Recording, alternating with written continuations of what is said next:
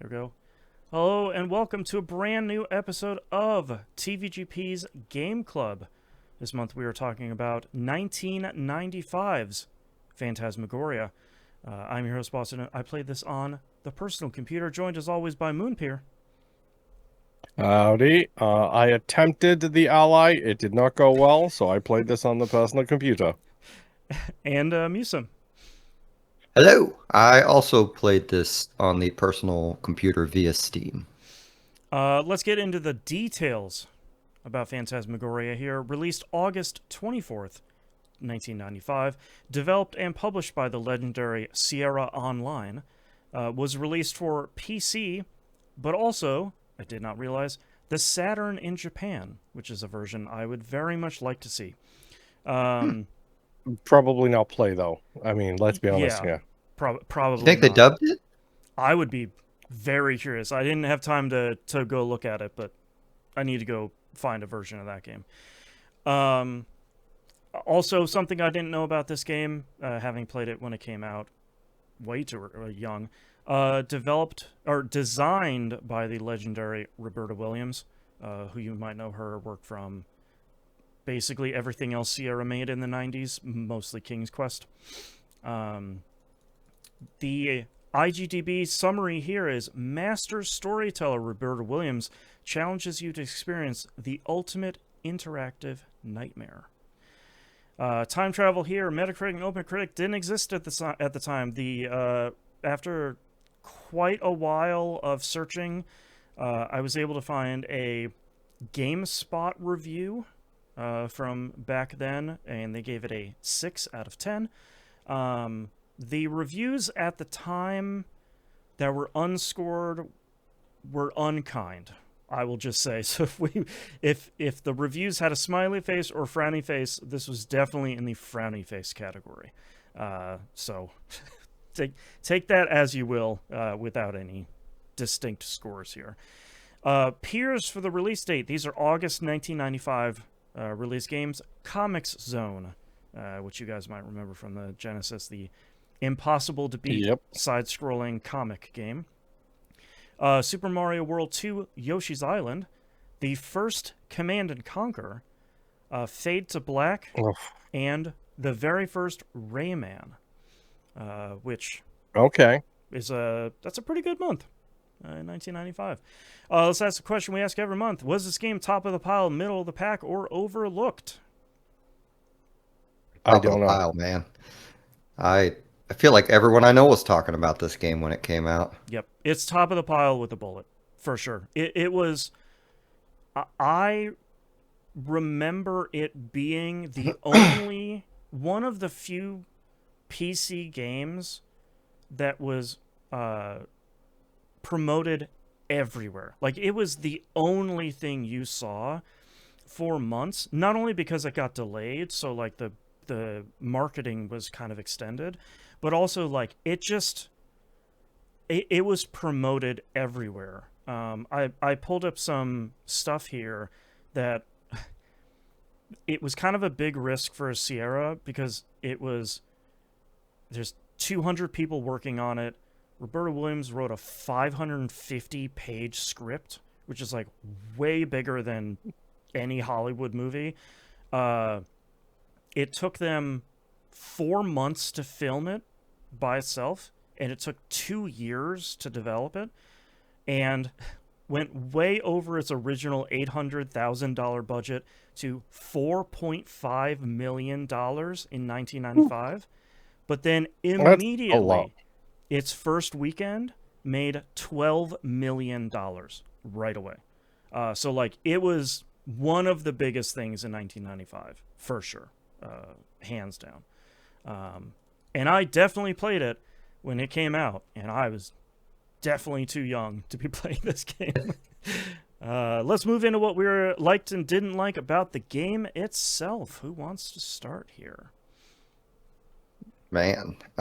So first, the acting is top class. Like, I don't think anyone can deny that. Mm-hmm. Yes, we can. The guy is just so natural, especially when his sanity starts to slip. His acting is just Shakespearean, really. But yeah, it's So do we want to go negative or positive first? I'm good for anything. You got Okay, some negatives then to. I'll go first. I don't have anything positive about this game, brother. Okay. I absolutely hated this game. Yep. Every second of me playing it was torture, and not in the "ooh, game makes me scared" kind of torture way. Right. More a case of like, okay, I like B movies. Yeah. We are family members here on this podcast. At least two of the three of us are family members. Yep. So that I like bad movies. I like terrible acting. I like cheesy stuff.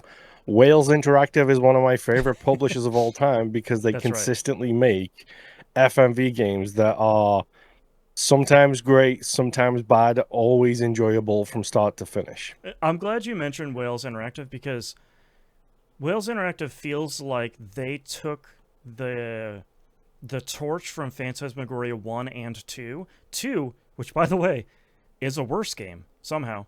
And they really said like, let's make them smaller and snappier and Yes. try to pump out as many as we can without making them huge and expensive and needing 50 people and all of that stuff. Well, they aren't combining like a video game environment with live actors either, and I think that was probably a better choice to make as well. Yeah, and I think it comes down to linearity because I love Nightmare, so I don't know if it existed over here. Nightmare was basically this setup, except instead of a video game, it was a TV show where kids had to explain to someone wearing a helmet that they couldn't see out of how to maneuver their way through these exact kind of environments. Oh, we had something the kid similar wearing the helmet was like Nick Arcade. It was very clearly in a blue screen kind of situation. Yep. And you had a guy dressed up as a jester. It looked the exact same. If you ever want to watch like 90s kids show, which is just nightmarish, Nightmare is the way to go, spelt with a K, not okay. N, K-N-I. Okay. So, Nightmare. Sorry, go on. No, you go ahead. Okay. So I thought I'd played this back in the day, and I don't think I did. I think my brother owned a copy, and then I remember throwing a party at my house and my neighbor's house when in like 9th grade, and I had the copy at my house, and my friend Trent sat there. Which, if anyone ever listened to the Tiltcast, it was that Trent. Sat there and played the game all night while the rest of us partied. What was that? I said you knew Trent Reznor? That's right. Yes, Trent Reznor was hanging out in 1995 with 9th graders. That's right. And that's why I was into 9th. No. But I don't think I ever played it. Like, there's like 3 moments I remember seeing, but I remember nothing else of this game. To me, this is like I can almost see the seams where they were trying to figure out how to make this game work. Yeah, because 100%. There's enough in it that made me lust for like an old Sierra Adventure game, but in a Sierra Adventure game, you click the mouse at a location on the floor and the character walks to that location. Yep. The environments were absolutely that confusing. That's Phantasmagoria, trying to figure out which way to exit this screen. Like, for me, it's the open world nature of it. It's like there is, without talking to the hint guy, which I did try and not talk to, because the first time you click on him, he's like, "Hey, I'm the hint guy, but don't ever talk to me because you might spoil the game."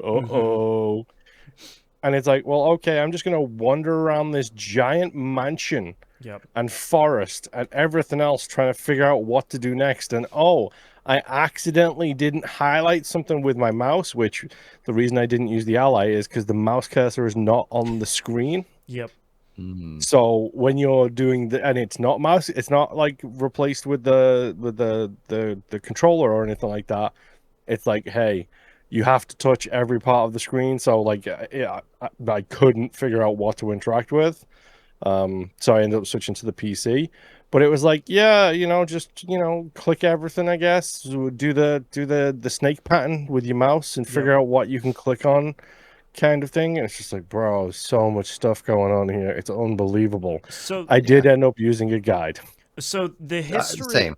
the history of the genre is really important for this game because I feel like this was kind of Phantasmagoria 1 and 2 were kind of like the beginning of the end for point and click adventure games because they started becoming they always were what we called pixel hunts, where it's like, oh, you didn't click the exact tiniest classic adventure game kind of thing. Yeah, like the tiniest little icon in the background, and you spent 20 hours looking for it, and you had to look up at the guide in like a bookstore or something, or your friend found it in PC Gamer or something. And then like with ballooning budgets, and then like Moon said, this game is just so big that the pixel hunting, it's not just, oh, I'm in these 10 to 15 rooms in the house. It's also this entire island and this entire village and this entire, like, it's such a huge game, which is impressive, but the actual playing of it without a guide is just like, across these 7 CDs this thing shipped on, it's just too big and too wild, and like it, and heaven forbid the loading times on CDs. oh my god, it was terrible. Like, and when this game came out, it was revolutionary, and you could tell, like I think it was you, Musum, that said you could see the seams in this game. Like, if you were going to make this game in modern day, you'd probably build this house or like rent an old house that looks like this and just film the whole thing live. But all of this was shot on blue screen, and you can definitely tell. And there's some interesting stuff they're doing with, like, you're looking through the pantry shelves at her while she's walking around, which is very cool. Makes it nearly impossible to interact with anything, which is one of the big problems of this game. But like, having an adult game that is created for and meant for adults to be this big, grand FMV, like, serious thing was really impressive. And also arguably designed for controversy, maybe. I did some reading about the start of chapter 4 sequence, we'll call it. To be clear, it caused some problems. To be clear, there is a sexual assault scene in this game, which I still think is really interesting, because Roberta Williams was like, yeah, I know this is going to cause an issue, but we're making this game for adults. We have a censorship button that you can set, you can turn on, and then to turn it off, you have to input a password. So like, password protected. Yeah, like, we're trying to treat it like it's the same thing with Mortal Kombat around the same time, of like, oh, we meant this to be for adults, but I guess of course kids were going to play it too. We tried our best, but a lot of these are going to be the reason why the ESRB and the game ratings happen in the US. But like, it was interesting to read a lot of interviews with Roberta, with her saying, like, I wanted to write this, specifically that scene of, like, the husband has been completely consumed by this evil entity, and there's no redeeming qualities to him anymore.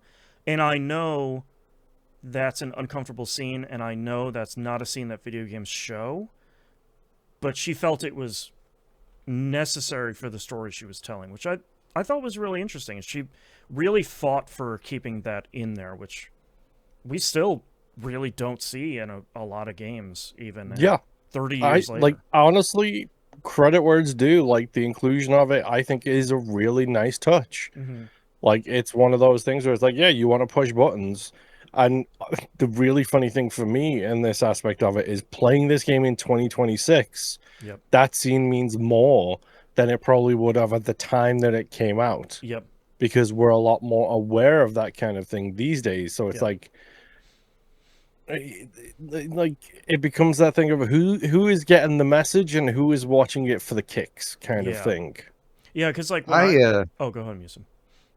I should say I don't 100% know how to talk about this scene, so I'm going to say some things, Okay. and you guys can Safe place, bro. react. Okay. I am impressed with, like, on the one hand, rape is a terrible and horrible thing. I'm impressed with both of your abilities to talk about it in a serious nature. Mm-hmm. On the other hand, the acting and the filming of it are so bad. They really are. It is difficult for me to take seriously. Like, I watched that and had to stop myself from laughing. Like, Yeah.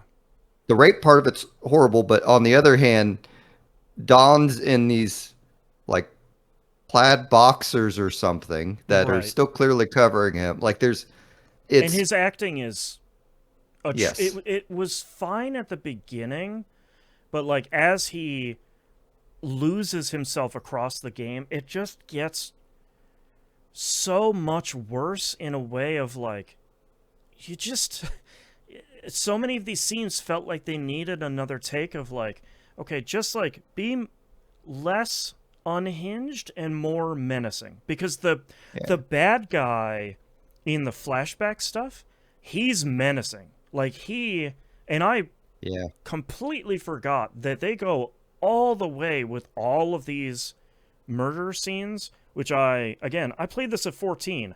I definitely probably should not have. Yeah. But like the one that stuck with me and the one I remembered was the bad guy. I will never remember his name.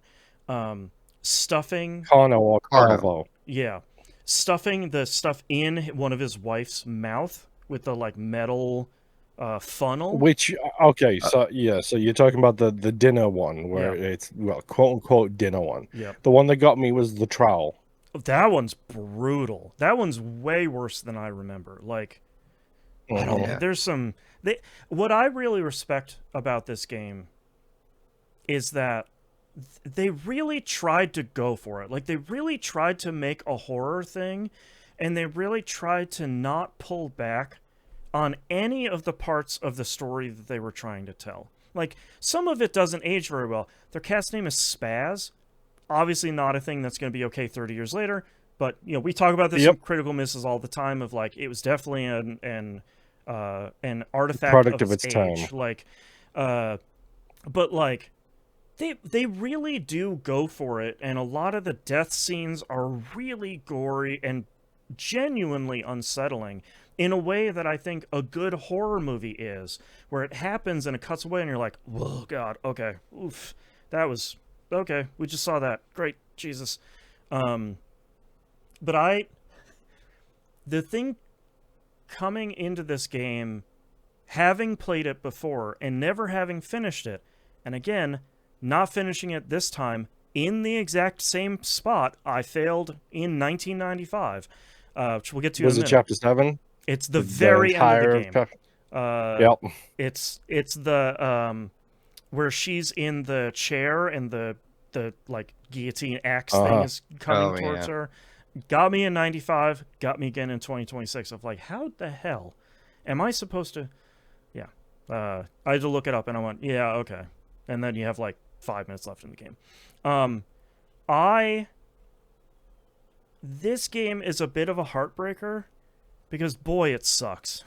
Like, I was coming into this game thinking like, man, this was revolutionary in 95. It's 7 CDs. It's this big, like, binder you're opening of CDs. It had this beautiful box of, like, the angel and the blood on front of it. Like, it was the biggest thing on PC in 95. And that's with Command & Conquer 1 coming out. And, like, playing it, there are some fun characters. Like, the real estate agent is just the slimiest scumbag. He's great. But, like, everything in the game is a little bit too early. technologically, which is fine, or it's a little bit too big, or the environments are, the interact spots are too small. You know, it's like very much a victim of point and click adventure games of the time. And it's so funny to see the spiritual successor to this genre is the Life is Strange type of modern point and click adventure games, where that stuff is so much more obvious of the things you're supposed to interact with in the environment and your inventory and all of that stuff that just didn't exist in this game. And at the time, like the King's Quest games, especially of the time, were starting to get to be very much the same sort of annoying. But it's just, it's slow, it's huge, it's poorly acted. There's like one song other than the like, apparently the Gregorian chant song they made for the game, which is wild. That is really good. I do like the music, like the synthy spooky house music and the religious, like you said, the chanting kind of stuff. I think that is incredible, like music and sound design. Yeah, it sets the mood in a way that I think not a lot of games really nail. But boy, it's just the whole thing is so annoying to play in the way that, like, it was this and Tex Murphy that came out around the same time, where I think all of us were playing these games and we're like, I'm done. Like, I don't want to spend 5 hours trying to find out which of the 10 people in this giant town I'm supposed to talk to and pick the right option or show them the right items. So you were like talking to everybody in town and just dragging all 7 of your items on them. They're like, nope, not that person. Go to the next one. Drag all the 7 items. It's like, that just, it wasn't satisfying, and it just wasn't fun to play. And unfortunately, 30 years later, it's still just not fun to play, which is a real bummer. Yeah, like after chapter 1, I looked up a walkthrough on Steam that was pretty good. Same. But the thing I couldn't pinpoint or get myself to imagine was this game ever actually creepy? Like, it has a lot of the elements in it, but if you're walking around, you know, back in 1995, you don't have a strategy guide. You don't really have the internet yet. You might have a BBS board, but probably not. So you're just trying to guess on what to do. Like, is there any impending, like, creep factor to the game until chapter 7? From what I remember playing it back then, it was definitely, like, it wasn't spooky, because, like, so many of the environments are so bright, even in the, like, underground tunnels and the spooky chapel behind the fireplace and all that stuff.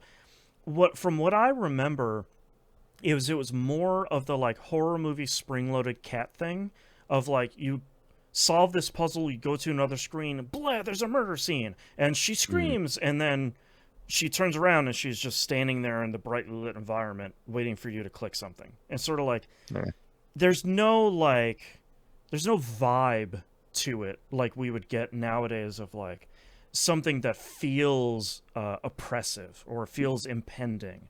It's just sort of like, okay, let's solve the next puzzle, I guess, and get another murder scene. I mean, even if they went through and added modern conveniences to this game, like, it would not make it a good game. Like, I keep trying to think about how they could make this into a good game, and I feel like they'd have to redesign it and rewrite it from the ground up, like with a similar story, but different things happening.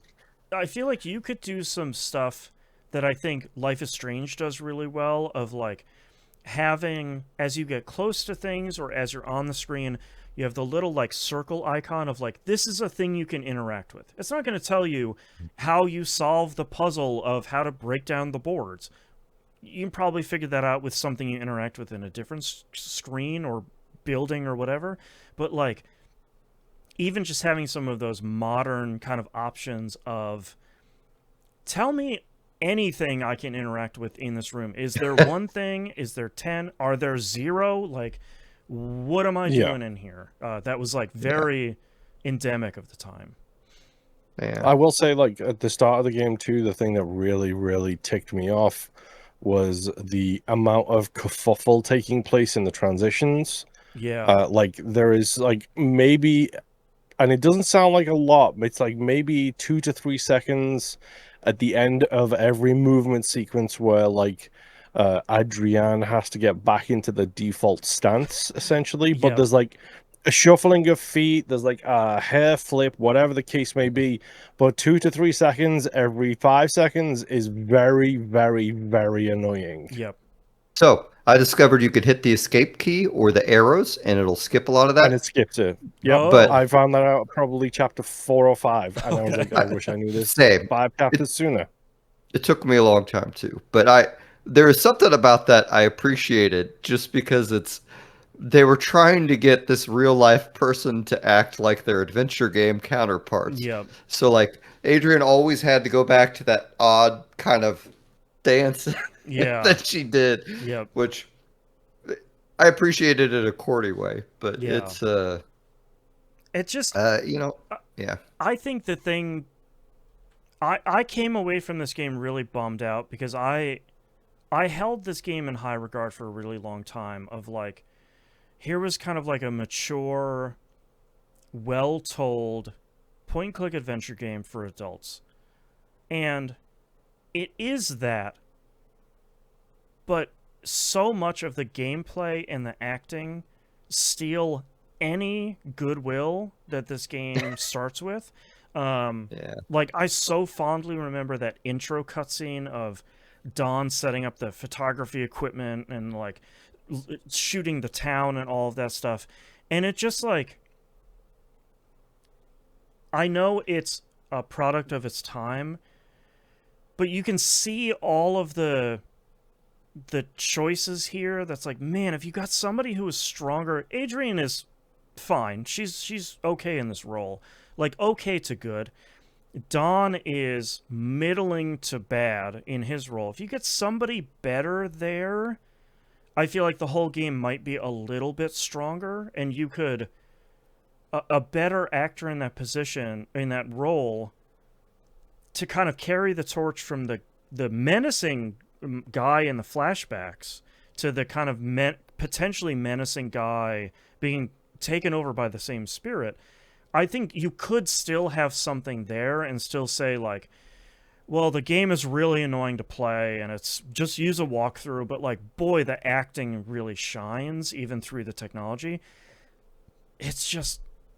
none of it comes together in a way that kind of breaks my heart and makes me a little bit bummed. Yeah. But And it would help if he was charismatic at all at the beginning of the game. Like, Yeah. because I immediately was like, this guy's kind of a jerk. yeah. And I forgot about the opening scene. That opening video was great. Like Mhm. the opening nightmare. Like I thought that was a very good one. Yeah. Like the intro video. Yeah. Yeah. Yeah. Also, a very stark awareness of this is exactly what you're going to be in for in this. Because Yeah. it has little bits of everything in there. Yep. Hmm. Yeah. I also wondered why they felt the need to record so many videos of Adrian fixing her makeup. Yeah. Like, Yep. I know there's a lot of mirrors in the house. It just constantly shocked me. Like, you're going through this horrific time, and Uh-huh. okay. Yeah. It's also Yeah, really and interesting. granted, male perspective, I could be misunderstanding something. It's also interesting, too, of them actually having mirrors in the game. Something that a lot of games in 2026 still don't do, because mirrors are impossible to do in video games, either when you're shooting them live action or you're like 3D modeling stuff. So it's like they made this house themselves, so they kind of didn't need to have any mirrors in it, but the fact that they put them in there and had them do anything was kind of one of the more impressive parts about this game. Yeah. Yeah. The really funny part about that for me was, like, I think it's specifically in her bedroom on her nightstand, you can literally interact with all 3 of the vanity items: the hairbrush, the makeup, and I think it's like lipstick or something. And there's an animation separate for each of them, Yep. and then one additional for the mirror itself. And it's like every other time, it's like, bro, I can't even touch anything in this entire scene. Like, Right. what? Why is this room special? It's just like the biggest game on the planet at the time, like for better or for worse. Like it's just point and click adventure games were not this big even then, because they just, like you said, like the animation of, okay, Adrian is walking into the screen and she takes a couple steps and then she flips her hair and she stands there straight. Okay, now I can click to go to the next room. Doot, doot, doot, and then she does the same thing. And you're like going across 4 or 5 rooms, and every time it's doing the same like resetting animation. It's like, geez, I don't even know where I'm going in this giant house. Like it's rough. Yeah. It's a rough game. Yeah. Yes. All right, let's get to our final thoughts here. Why don't you go first, Moon? Well, no, you need to talk about Chapter 7 first. Oh, well, how do we even cover Chapter 7 of, It feels like, what's the animated game where you're the guy who kills the dragon? Oh yeah, Dragon Slayer. Yeah, absolutely. Dragon Slayer, yeah. Dragon's Lair, not Dragon Slayer. Dragon's Lair. Yeah, Dragon's Lair, like one of that my least favorite games of all time. Yeah. Like that entire like Chapter 7 is basically just that game. Yep. Where depending on your inventory, you have either a very easy run, or you have to literally run in the entire house. Yep. Oh, running away to from like get a the demon items you scorpion. need. Yeah. Oh, I was just talking about like the bit with when you're getting chased by Dawn. Yeah.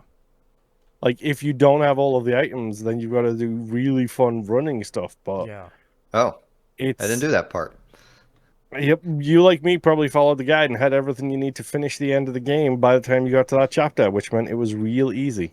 Yeah, if not, then Dawn chases you through the whole house as you're like trying to pick up the things you need for that final sequence, like the stuff that that incredibly elderly man told you about, like all the holy relics and whatever, and like the snowman ornament and all that stuff. Like you need all in the most Sierra point and click adventure game way. If you haven't picked up all of the little items throughout the entire game, thankfully this one gives you the option of, while you're being chased, going and getting the stuff instead of just being like, well, sucks to suck, start the game back over, put in disc 1. Like thankfully there isn't that, but that would have been a lot of other games at the time. Yep. Yeah, it's a mess. I still did get stuck on the, like, Adrian is in the chair and keeps getting like cut in half with the swinging axe thing, and I'm like, I don't even remember. It got me 30 years ago, it got me again now, and I'm like, oh yeah, you need to give him the thing so you can reach down for the like handle and pull, and I was like, okay, this sucks. Jesus. You know, and that's such a stupid... Here, now granted, in my life, I get annoyed when someone gives me a Christmas ornament for a present. Hopefully none of those people are listening to this podcast. Every single year from this year on forwards. And the idea that their relationship has this crucial Christmas ornament thing that can make Dawn pause is right. It's just the strangest choice. Yeah. Anyway, so this game very much wanted to be immersive, and I don't think it knew how. And I feel like they threw a bunch of darts at the board, and I feel like someone was like, oh man, we need like an object that means something to Dawn that we can interject there. No one knew what to do, so then they talked themselves into a Christmas ornament. Yeah. Like it feels very strange. But also at the same time, now granted, I have played so many Sierra games. I love Sierra games. But you know, the first CD-ROM I got was King's Quest V. And I was not able to progress in King's Quest V for the majority of the time I held it, because one of the ways you have to progress is you walk on the exterior of this hut where there's a bakery, and then a mouse runs across the front. And you have to find a shoe to throw at the mouse, so the mouse goes inside the bakery and scares the person inside so you can get like a pie or something like that. Like, Yep. like I got King's Quest 5 in like, I don't remember when it came out, 90, 92, whenever I was in 7th grade.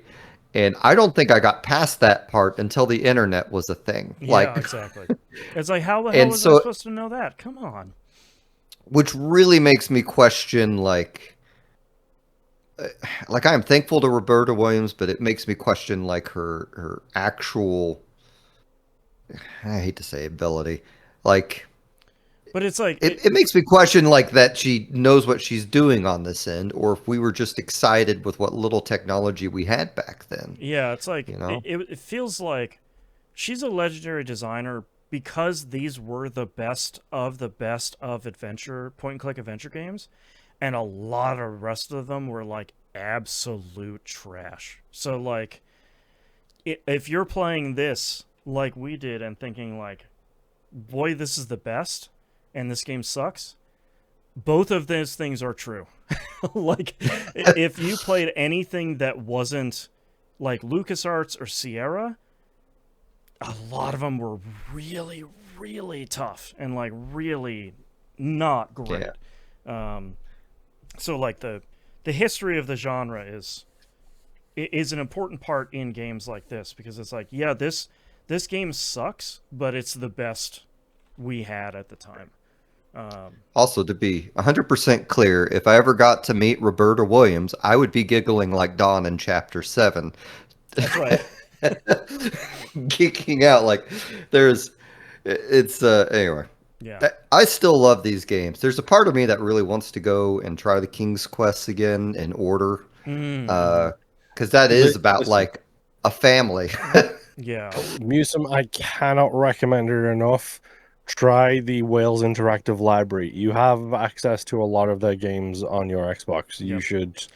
You should try them out. One of my I favorite. The should, Bunker okay. and Late Shift Yeah, are the Late two I Shift would recommend. is my recommended beginning with them, because it's very focused. It's very short. It takes you like, I don't know, maybe 2 hours or so, and it's like a very.